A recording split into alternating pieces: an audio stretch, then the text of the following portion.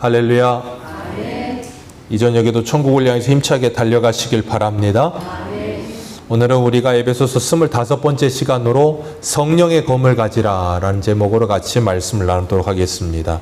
성령의 검을 가지라. 우리가 그동안 하나님의 전신갑주를 입으라 라는 말씀을 가지고 군인이 갖추어야 될 이 전쟁에 나가기 위해서 차는 호신구들을 봤어요.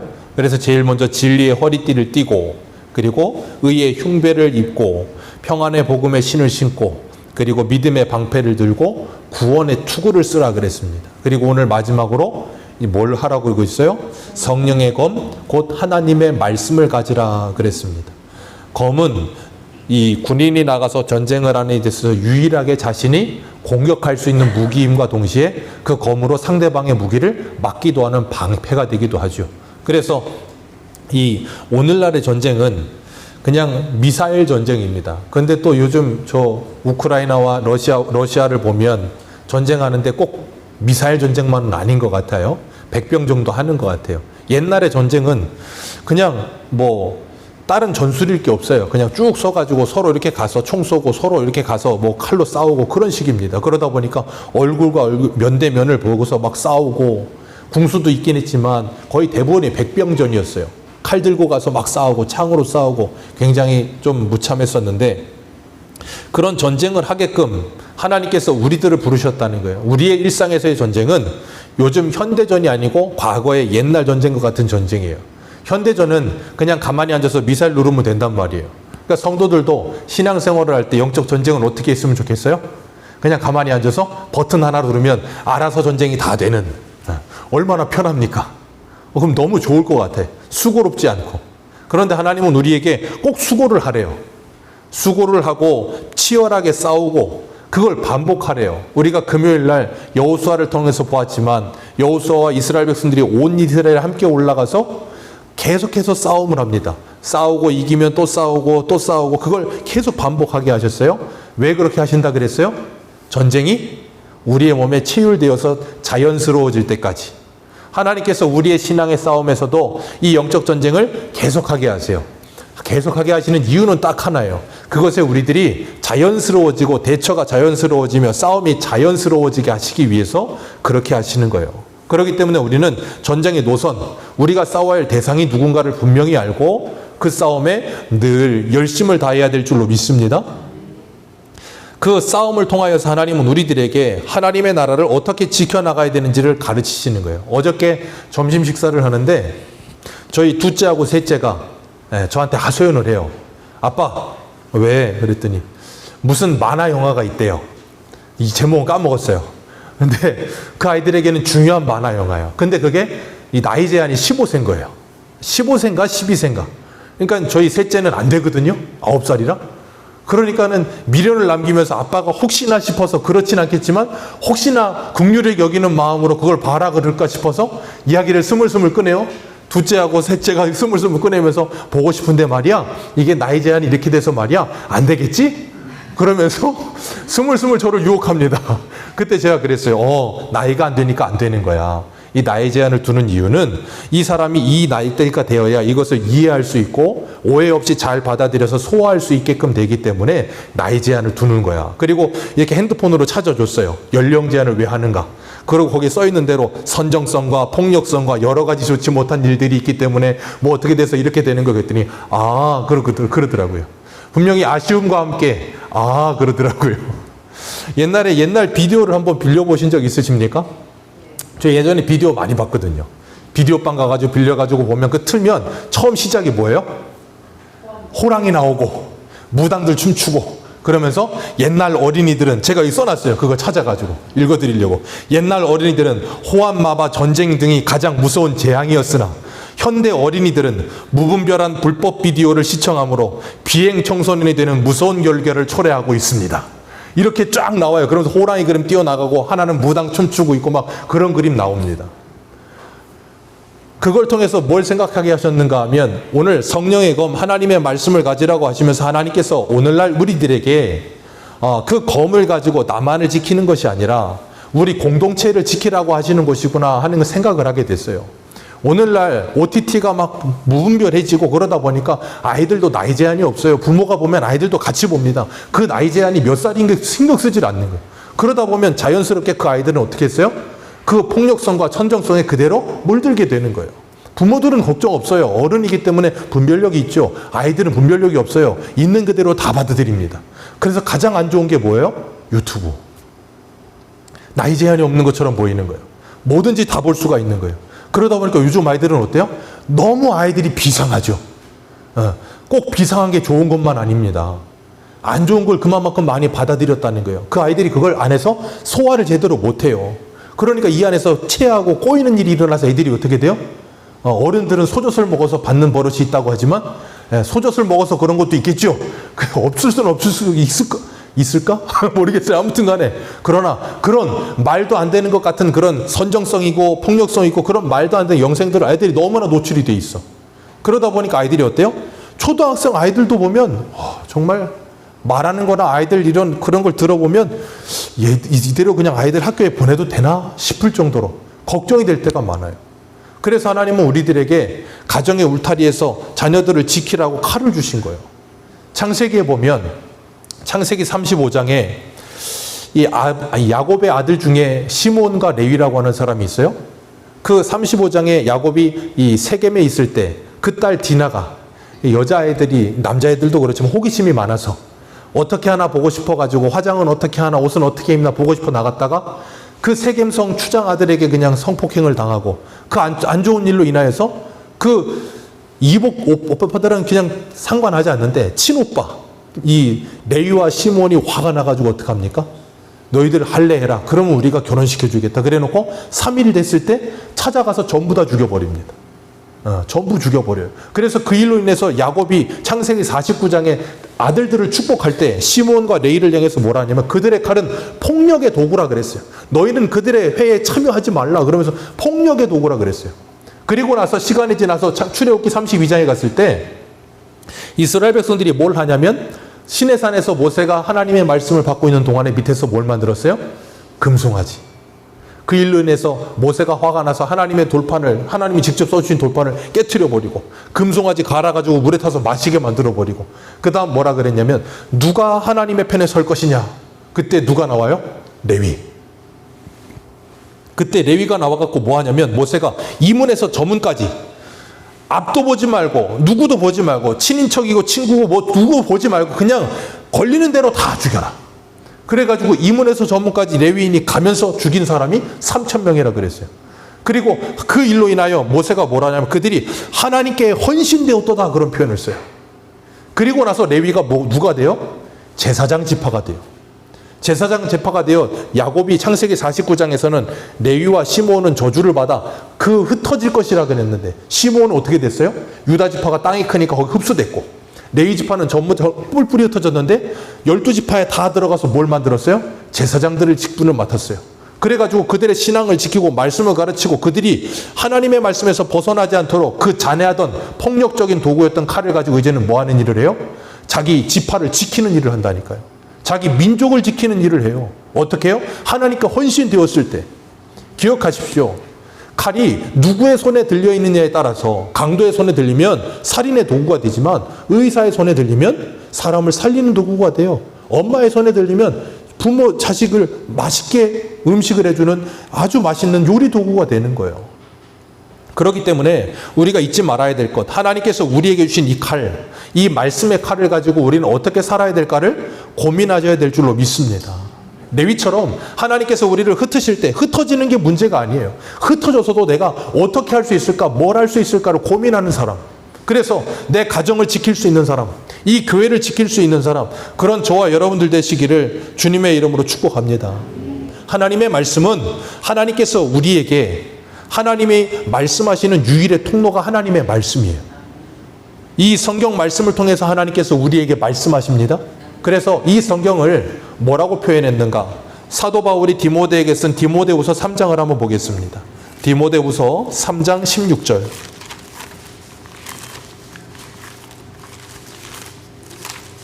디모데후서 3장 16절입니다.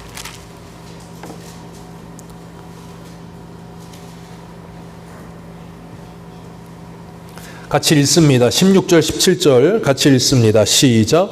모든 성경은 하나님의 감동으로 된 것으로 교훈과 책망과 바르게 함과 의로 교육하기에 유익하니 이는 하나님의 사람으로 온전하게 하며 모든 선한 일을 행할 능력을 갖추게 하려 함이라. 아멘. 하나님의 말씀은 하나님의 감동으로 되었습니다. 성령께서 이 성경의 원저자이십니다.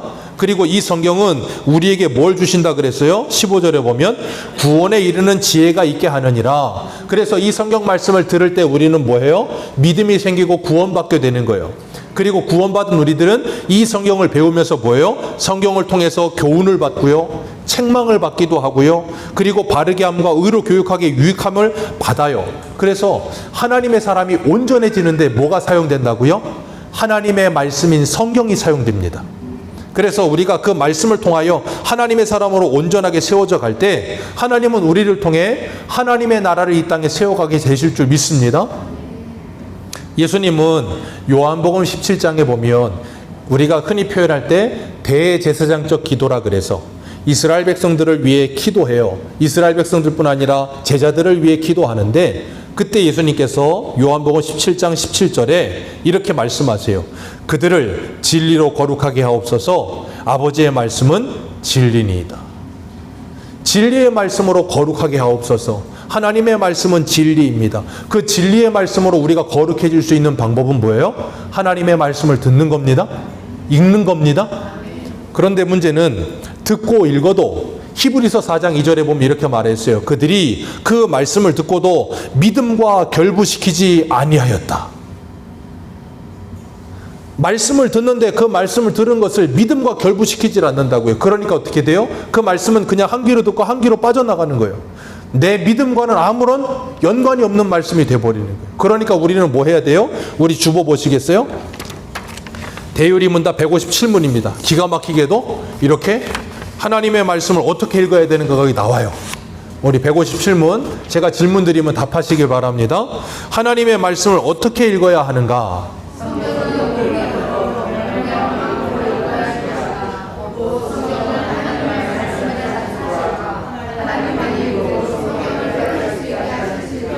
굳은 심령으로 그 가운데 계시되어 있는 하나님의 뜻을 알고 믿고 순종하고 싶어하는 욕망으로 부지런히 읽어야 한다. 또 성경의 내용 및 범위에 주의함으로 묵상함과 적용함과 자기를 부인함과 기도함으로 성경을 읽어야 한다 그랬어요. 이게 성경을 읽는 방법이에요. 왜 이렇게 읽어야 돼요? 이유는 하나죠. 좀 아까 디모데전서 3장에서 분명히 말하는 것처럼 성경의 저자는 누구라고요? 성령 하나님. 그렇기 때문에 성령 하나님께 기도하며 성령 하나님께 은혜를 구하며 성령 하나님께 말씀을 깨달을 수 있도록 도움을 구하며 우리는 기도하며 읽어야 돼요. 그러지 않으면 이 말씀을 이해할 수도 이 말씀을 믿을 수도 없다는 거예요. 그냥 알 수는 있어요. 얼마든지 성경 공부하면 성경은 알 수는 있습니다. 그런데 믿는 건 다른 문제잖아요. 그리고 믿는 것뿐 아니라 그 말씀이 내 믿음이 되게 하는, 믿고 순종하게 하는데도 전혀 다른 문제예요. 그건 성령의 역사가 아니고서는 불가능해요. 그래서 우리가 그런 말을 하는 거예요. 신앙생활은 성령으로 말미암지 않고는 한 발자국도 나아갈 수가 없다라고 말하는 거예요. 성령으로 말미암지 않고도 얼마든지 우리가 우리의 노력과 의지로도 살 수 있어요. 그런데 믿음으로 하지 않는 모든 건 뭐라고요? 죄라 그러셨어요. 하나님께 카운트가 되지 않는다고요.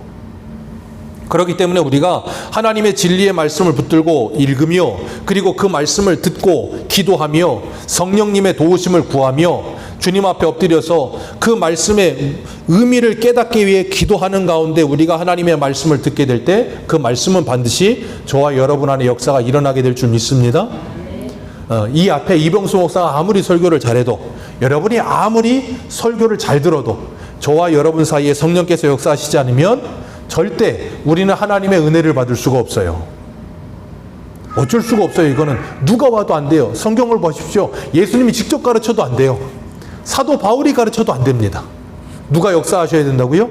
성령께서 역사하셔야 돼요. 그래서 예전에 우스갯소리가 있었잖아요. 개떡같이 가르쳐도 찰떡같이 알아듣는다고.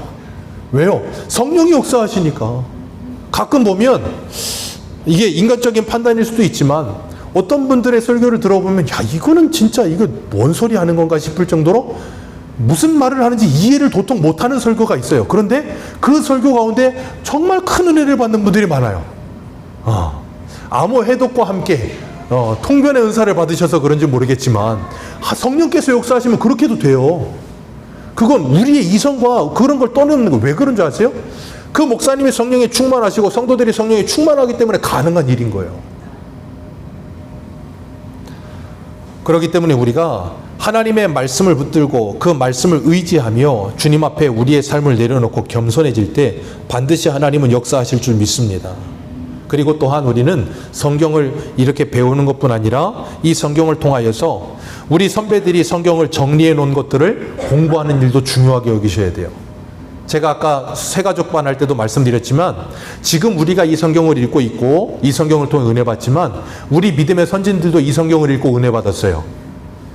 초기 기독교가 시작될 때부터 지금까지 이 말씀을 통해서 은혜 받고 여기까지 왔습니다. 그러면 그 시대마다 은혜를 받은 우리 믿음의 선배들이 성경을 참 친절하게도 요약하고 정리해서 우리들에게 기독교 2000년 역사의 아름다운 전통과 유물로 하나님의 교리서와 그리고 문답서들을 우리에게 주셨단 말이에요. 우리는 그걸 뭐 해야 돼요? 읽고 배워야 돼요. 이 주보에 실어놓은 이 문답서 이거 그냥 실어놓은 거 아닙니다. 읽어보시면 여러분의 신앙에 큰 유익이 있어요. 이게 묻고 답하는 거예요. 여러분이 궁금했던 것도 여기 질문이 있을 거고요. 답도 나올 거예요. 이걸 읽으면서 우리는 뭐예요? 이해하기 쉬운 거예요. 그냥 설교만 듣는 것이 아니라 때로는 내가 궁금한 걸 물어보고 답을 얻을 때 그건 오래 가요. 내가 궁금했던 거니까. 그래서 교리 문답서를 만들어 놓은 거예요. 유익한 거예요. 잘 배우셔야 됩니다. 수요일 11시입니다. 그래서 우리가 하나님의 말씀을 들을 때 예배에 나오실 때도 나오셔서 기도하셔야 돼요. 기도하시면서 하나님의 은혜를 받을 수 있게 해달라고 기도하셔야 돼요. 그래야 우리 모두가 정말 얄팍한 우리의 지식이나 이성으로 하나님의 말씀을 판단하지 않고요. 성령이 조명하여 주셔서 깨닫게 하는 만큼 풍성한 하나님의 은혜를 누릴 수가 있어요. 그래서 기도하지 않고 이 두 가지가 있는데 늘 사람은 한쪽 측면으로 달려가길 좋아하는데 말씀만을 강조하는 교회는 굉장히 냉랭해져요. 기도하지 않으니까. 그리고 기도만 강조하는 교회는 두서가 없고 질서가 없어져요. 왜냐하면 기도만이 강조되기 때문에 하나님의 말씀을 통해 바른 믿음과 신학이 바로 정립되지 않아서 무분별해져요. 그래서 우리는 이 두 가지가 늘 같이 가야 돼요. 균형을 잡아서 같이 가야만 하나님께서 그것을 통해 건강한 기독교를 만들어 가실 줄 믿습니다. 초기 우리나라 기독교는 정말 믿음이 좋았다니까요.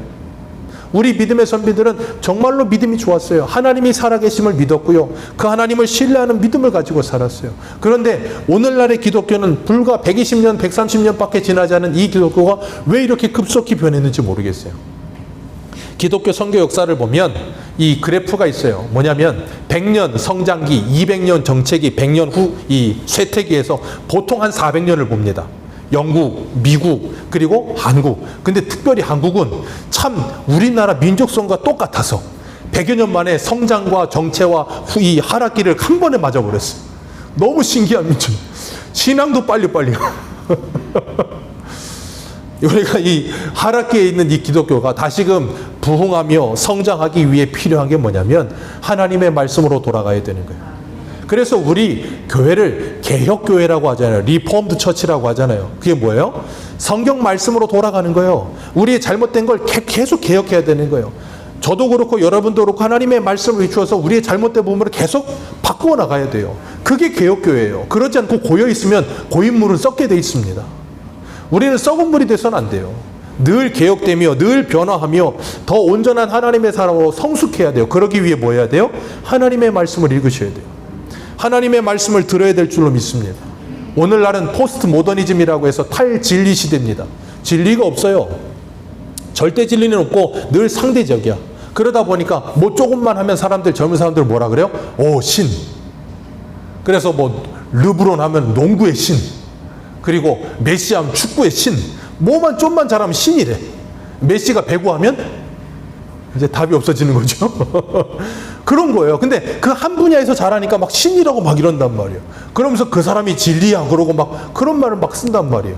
그러다 보니까 진리라는 게 너무나도 뭐예요? 흐려져 버렸어. 절대 기준과 절대 진리라는 게 없어져 버린다고요. 왜 성경만이 진리여야 돼? 왜 예수님만이 구원의 길이어야 돼? 사람들에게 그런 의심이 들게끔 사회적인 통념과 모든 것들이 움직여지고 있다고요. 그런 사회 속에서 우리가 하나님의 말씀을 붙들고 이것만이 진리라는 것이 우리에게 믿어지며 그리고 그들에게 이 말씀을 전할 수가 있어야 되는 거예요. 사단은 참 교묘해서 우리를 끊임없이 말로 유혹합니다. 하나님이 이 세상을 천지를 창조하실 때 말로 창조하신 것처럼 사단도 말로 유혹해요. 하와도 말로 미혹했잖아요. 하나님의 말씀을 약간 비틀어서. 예수님이 광야 40년 금식하시고 성령이 끌려 오셨을 때 사단이 뭘로 시험했어요? 말로. 하나님의 말씀으로 시험했어요. 말씀으로 시험하는데 비틀죠. 그러면서 이 사단이 뭐라고 시험하면 너 배고프냐? 이 돌들을 명하여 떡덩이가 되게 해라. 그랬더니 예수님이 뭐라 그랬어요? 신명기 8장 3절의 말씀을 보시면서 사람이 떡으로 사는 것 아니고 여호와의 입에서 나오는 모든 말씀으로 사는 거다. 그랬단 말이에요. 높은 성전에 데리고 올라가서 너 여기 뛰어내려라. 시편의 말씀 인용하면서 너 하나님의 아들이면 천사들이 와서 발을 받아서 땅바닥에 안 부딪히게 할 거 아니냐. 그랬더니 뭐라 그랬어요? 신명기 6장의 말씀을 인용하면서 그랬어요. 주 너의 하나님을 시험하지 말라. 세 번째는 뭐라 그랬어요? 높은 산에 올라가서 천지를 다 보여주면서 나한테 절하면 이거 다 줄게. 하나님한테. 예수님이 뭐라 그랬어요? 다만 주 여호와 하나님만을 경외하고 그를 섬길지니라. 신명기 6장 13절 말씀. 예수님께서 사단의 시험을 전부 다 뭘로 이기셨어요?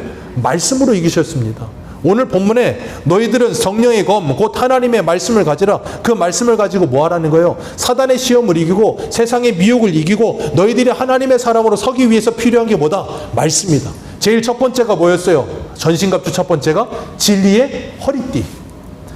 진리가 뭔데요? 예수님이 요한복음 17장 7절에 뭐라 그랬어요? 하나님의 말씀은 진리니이다. 그러니까 이 하나님의 전신갑주 6가지 첫 번째가 뭐라고요? 진리. 마지막이 뭐예요? 진리의 말씀. 하나님께서 그 둘 사이에 진리를 넣어놓고 뭐 하게 하셨어요? 하나님의 진리의 말씀으로 무장되게 하시는 거예요. 그렇기 때문에 우리가 일상생활 속에서 하나님의 말씀을 묵상하며 살아야 그 말씀이 우리 안에 작동해요. 시험을 봐요. 시험을 보는데 부정행위랍니다. 앞에 있는 아이가 전교 1등이야. 근데 얘가 또 시험을 보는데 참 친절하게도 팔을 이렇게 벌려주네. 그런데 이 팔 사이로 OMR 카드가 딱 보이네. 내가 모르는 문제의 답이 딱 보입니다. 어떻게 합니까? 네, 체크하는 거예요. 체크한다고요. 나도 모르게 그리로 손이 가요. 그때 우리에게 하나님의 말씀이 떠올라야 돼요. 도둑질하지 말라. 지식을 도둑질하지 말라. 그 말씀이 떠올라야 우리가 그걸 멈출 것 아닙니까? 그런데 떠오르지 않으면 어떻게 돼요? 우리도 모르게 그리로 달려가게 된다니까요. 사단은 우리의 마음속에 자꾸 미혹을 집어넣어서 자꾸 더 안 좋은 곳으로 가게 만들어. 사람 미워하게 만들고. 기억하십시오. 갈라지게 하는 건 누구 역사라 그랬어요? 사단의 역사. 우리가 하나 되는 건 성령의 역사라 그랬습니다. 그렇기 때문에 우리가 원망하지 마세요. 원망하는 거 누가 하는 거예요? 사단이 시키는 거라니까요. 민수기 보십시오. 불평하면 뱀 나옵니다. 불평하지 마세요. 불평하니까 불뱀 오잖아요. 불뱀 물리면 아파요. 원망하면 뱀 오는 거예요. 자꾸 그러지 마세요. 하나님께서 우리에게 하나님의 말씀을 붙들고 은혜 받으며 주님과 동행하는 삶을 살라고 했지 미워하거나 불평하거나 짜증내지 말라 그랬어요. 미워하면 주님 뭐라 그랬습니까? 다른 사람을 미워하는 것은 곧 그 사람을 살인하는 것이다.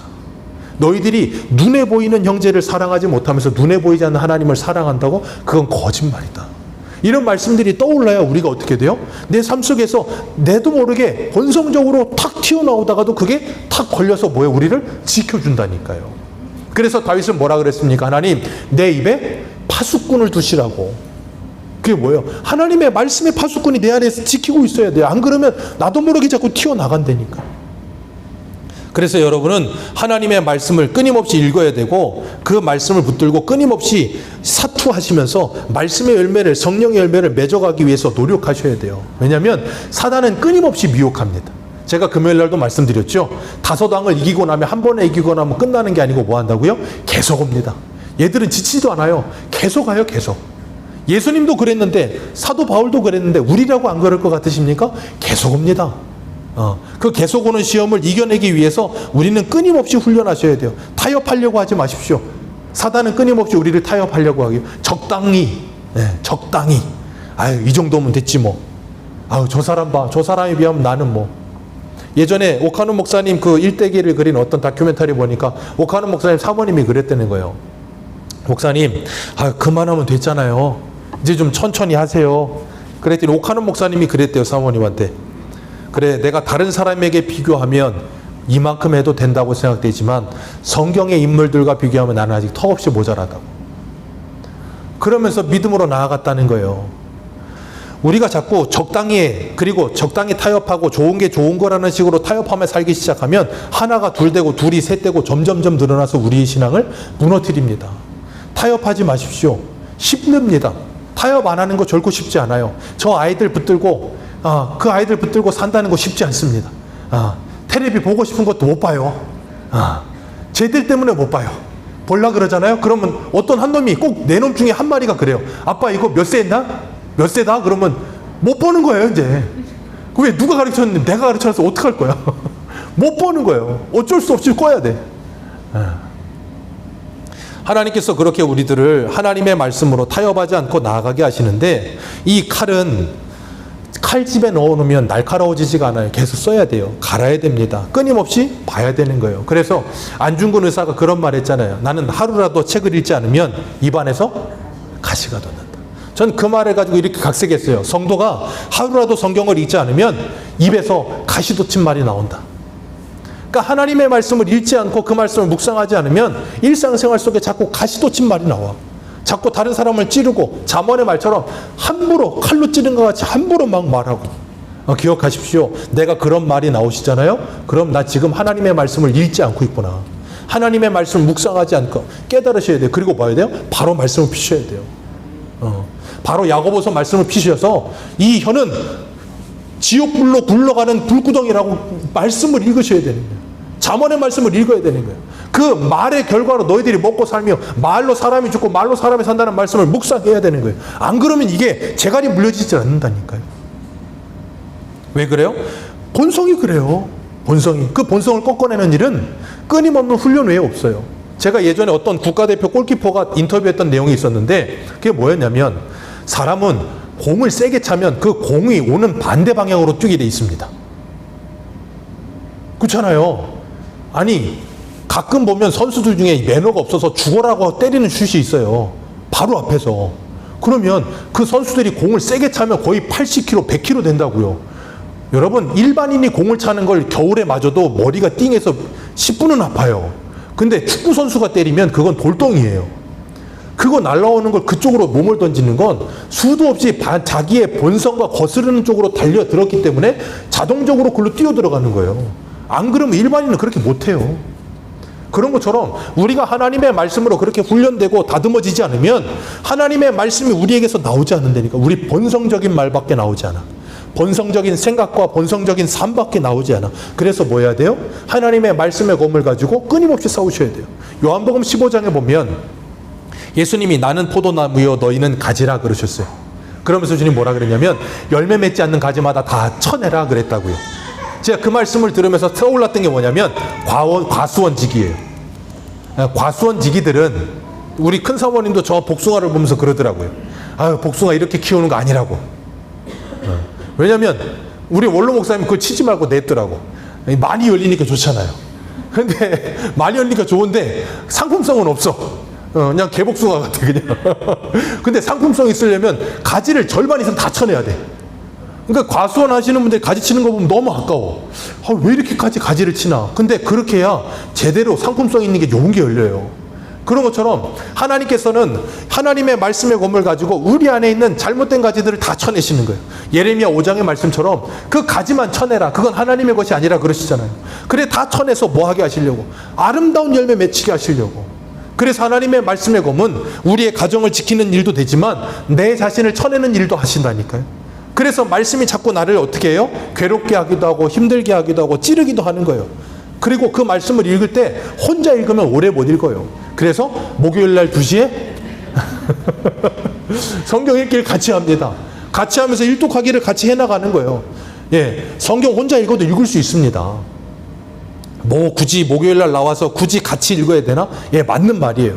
근데 오래 못 가요. 왜 우리가 내 돈 주고 헬스장 가가지고 내 돈 주고 PT까지 받습니까? 아니, 내 돈 주고 내가 알아서 운동하면 되지. 근데 잘 안 돼요. 돈 주고 PT 선생님을 써서 PT 선생님이 막 잔소리하고 뭘 이렇게 하라고 자꾸 해줘야 움직여진다고, 처음 할 때는. 그런 것처럼 우리가 교회에서 신앙의 훈련을 받을 때도 끊임없이 그런 일들이 필요해요. 그래서 앞에서 끌어주고 뒤에서 밀어주면서 같이 갈 수 있게 해야 되는 거예요. 그래야 신앙이 자라요.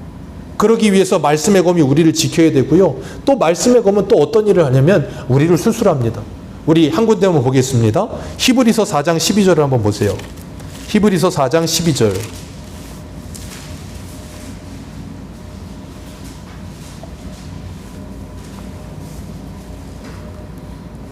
히브리서 4장 12절입니다. 같이 읽겠습니다. 시작.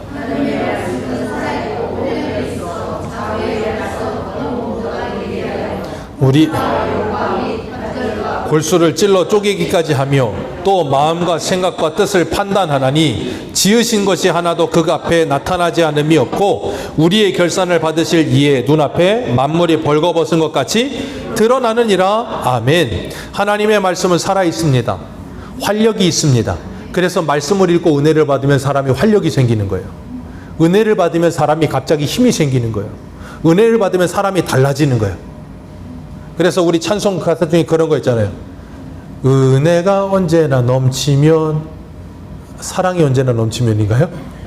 은혜로 얼굴이 환해요. 예. 하나님의 사랑이 넘치면 은혜가 풍성해져서 어떻게 된다고요? 얼굴이 환해진다는 거예요. 예. 사람이 연봉만 올라도 얼굴이 환해집니다. 가다가 뭔가 하나 좋은 일이 하나 생겨도 얼굴이 환해져요. 하나님의 은혜를 받으면 얼굴이 환해진다니까요. 하나님께서 우리에게 반드시 말씀을 통해 은혜 주시겠다고 약속하셨습니다. 그 말씀 읽는 일에 힘쓰시길 바랍니다. 그리고 그 말씀은 어떻게 한다고요? 좌우의 날선 어떤 검보다도 어떻다고요? 예리합니다. 수술용 메스칼 아세요? 굉장히 예리합니다. 제가 군에 있을 때, 군병원에 있을 때 제 이 발가락, 오른쪽 발가락에 이 내성 발톱이 살짝 있어가지고 그 발가락에 이렇게 파고들면 엄청 아프거든요. 나중에는 골마서 고름이 나와요. 그래서 제가 군의관한테 말 안 하고 제가 그 메스칼 가지고 제가 쬐어요. 근데 되게 잘 들더라고요. 그냥 조금만 이렇게 쓱 했는데 쑥 부러져요. 그리고 그 피고를 하나 짜내긴 했는데, 깜짝 놀랐어요. 그때 보고. 야, 이거 진짜 잘 드는구나. 그랬는데, 하나님의 말씀은 그렇게 예리해서 우리의, 여기 보니까 뭐라 그랬습니까? 우리의 혼과 영과 관절과 골수를 찔러서 뭐 한다고요? 쪼갭니다. 그래서 우리를 예리하게 도려내어 우리의 죄들을 도려내고 우리를 살리는 칼이 된다는 거예요. 그리고 그 말씀 앞에 우리는 뭐 한다고요? 하나님 앞에서 만물이 그 눈앞에 벌거벗은 것 같이 드러나느니라. 숨길 수가 없어요. 다 드러난다는 거예요. 그래서 그 말씀이 우리로 하여금 뭐예요? 우리의 부끄러움과 수치스러움을 다 드러냅니다. 그래서 에베소서 5장에 뭐라 그랬습니까? 그 수치스러움이 드러나서 어두움이 빛으로 변하느니라. 그리고 나면 그 어둠은 이제 뭐가 돼요? 간증의 거리가 되는 거예요. 그래서 여전히 우리 뒤에 어두움 속에 있는 이들에게 나도 너와 같이 그랬다라고 간증할 수 있는 간증거리가 되어 빛이 되는 거예요. 그때는 어두움이 부끄러움이 아니라 자랑이 되는 거예요. 왜? 나 예수님 때문에 이렇게 변화되었다라고 자랑할 수 있잖아요. 얼마나 큰 은혜입니까? 그렇기 때문에 하나님의 말씀의 검이 우리의 삶을 변화시켜 내실 때 우리의 삶은 반드시 변해요. 우리가 죄를 짓는 사람들 보잖아요. 제가 늘 말씀드리잖아요. 거의 대부분 밤에 짓고요. 아무도 없을 때 죄 짓습니다. 왜요? 아무도 모를 거라고 착각해. 사람이 머리가 굉장히 어리석어서 사단에게 속잖아요. 그러면 이거 하면 누구나 다 알 수 있는 일인데 아무도 모를 거라는 착각에 빠지게 만들어. 그러니까 죄를 쉽게 짓거든요. 근데 다 합니다. 요즘은 CCTV가 다 있고 자동차에 돌아다니는 CCTV가 다 있어서 여러분이 어디에 간지 모든 동선이 다 나와요. 죄 짓지 마십시오. 걸립니다. 요즘은 완전 범죄라는 게 있을 수가 없어. 우리나라만큼 카메라 많은 나라가 어디 있습니까? 땅은 좁은데 카메라는 그냥 수두룩빽빽이야. 생각해 보세요. 사람이 요 근래에 저 서현이랑 강남이랑 그런 데서 막 묻지마 칼 부린 범죄 일어났었잖아요. 그런 정신적으로 정말 안 좋은 사람들 이외에 그냥 보통의 사람들이 죄를 지을 때 백주 대낮에 죄를 짓겠습니까? 아니면 어떤 이 경찰이나 아니면 누구들이 이렇게 다 지켜보는데 거기서 죄를 짓겠어요? 절대 안 지어요. 그거 말은 뭐냐면 하나님이 정말로 살아계시다는 걸 믿고 하나님이 우리를 불꽃 같은 눈동자로 지켜보신다는 것이 정말로 믿어지는 사람은 그 하나님 앞에 죄 안 짓습니다. 근데 사단은 끊임없이 뭐하게 한다고요? 하나님 몰라. 아유, 누가 알아? 아무도 없는데. 그때 요셉을 묵상하십시오. 보디발의 집에 아무도 없을 때 보디발의 이거 유혹하니까 요셉이 뭐라 그랬어요? 내가 하나님 앞에 어찌 이 큰 죄로 득죄하리이까. 요셉은 아무도 안 보고 있어도 하나님은 보신다는 걸 아는 사람이에요. 그런 사람이 복받은 사람이라는 걸 믿으시길 바랍니다. 그런 사람이 세상을 변화시킬 수 있는 사람이 되는 거예요. 그러려면 하나님의 말씀이 우리에게 빛을 비추어 줘야 돼. 안 그러면 우리는 그걸 볼 수가 없어. 우리는 다른 사람과 나를 자꾸 비교하면서 내가 좀 의로운 줄 알지만 기억하세요. 우리의 의는 누더기 옷, 요즘 성경은 더러운 옷 같다고 이사야 64장에 말씀하고 있어요. 그래서 우리는 예수 그리스도로 옷 입기 전에는 우리가 헐벗은 존재라는 걸 깨달으셔야 돼요. 어떻게 깨달아요? 하나님의 말씀의 빛이 비추어져요. 그 말씀의 빛이 비추어져요. 그래서 하나님의 말씀은 칼이라 그러셨고 하나님의 말씀은 빛이라 그러셨고 예레미야 5장에 하나님의 말씀은 뭐라 그랬어요? 불이라. 그래서 나무를 다 태우듯이 태워버릴 것이라 그랬다고요. 그렇기 때문에 그 말씀이 우리를 태우시고 그 빛이 우리를 조명하시며 그 칼이 우리를 수술하실 때 저와 여러분은 하나님의 온전한 신부로, 그리스도의 온전한 신부로 바르게 세워지게 될 줄로 믿습니다. 그 말씀 앞에 자꾸 서셔야 돼요. 말씀을 피하지 마십시오.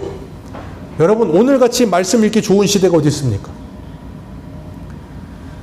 그런데도 참 안타까운 건 저 북한과 우리나라와 누가 걱정하며 살아야 될까? 제가 그때 이상 목사님인가요? 북한 선교 전담으로 하시는 목사님이 계시잖아요. 이제 나이 많으시지만 그 목사님이 예전에 했던 말이 있어요. 그게 뭐냐면 북한의 지하교회 성도들이 한국교회 성도들을 위해 기도한다는 거예요. 생각해 보세요. 누가 기도해야 맞아요? 한국교회가 기도해야 맞아요.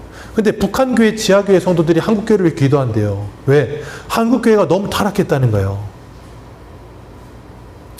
그 말씀 들으면서 얼마나 도전을 받았는지 몰라요. 예레미야 35장을 보면 거기 레갑 족속이라는 사람들이 나와요. 레갑 족속이 요나답이라고 하는 자기 손자들이 뭐라 그랬는데 너희들 포도주 먹지 말고 집 짓지 말고 밭 사지 마라. 그랬더니 그 사람들은 정말 포도주 안 먹고 집 안 짓고 밭을 안 사고 살더라는 거예요.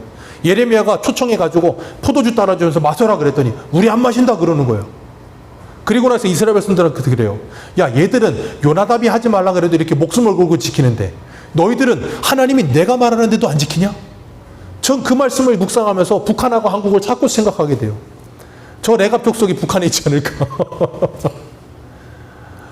우리는 정말 하나님의 말씀 앞에, 정말 그 말씀 앞에 어떻게 서 있는가? 이 말씀을 정말 하나님의 생명의 말씀으로 받고 있는가? 그리고 그 말씀에 도전을 받고 있는가? 다시 한번 우리의 모습을 돌아보시기를 주님의 이름으로 축복합니다. 그 말씀을 붙들고 그 검을 붙들고 내 신앙 지키시고 내 가정을 지켜주시고 그리고 이 교회를 지켜주시고 여러분이 서 있는 그곳을 하나님의 나라를 만들어가는 하나님의 군대가 되시기를 주님의 이름으로 축복합니다. 기도하겠습니다.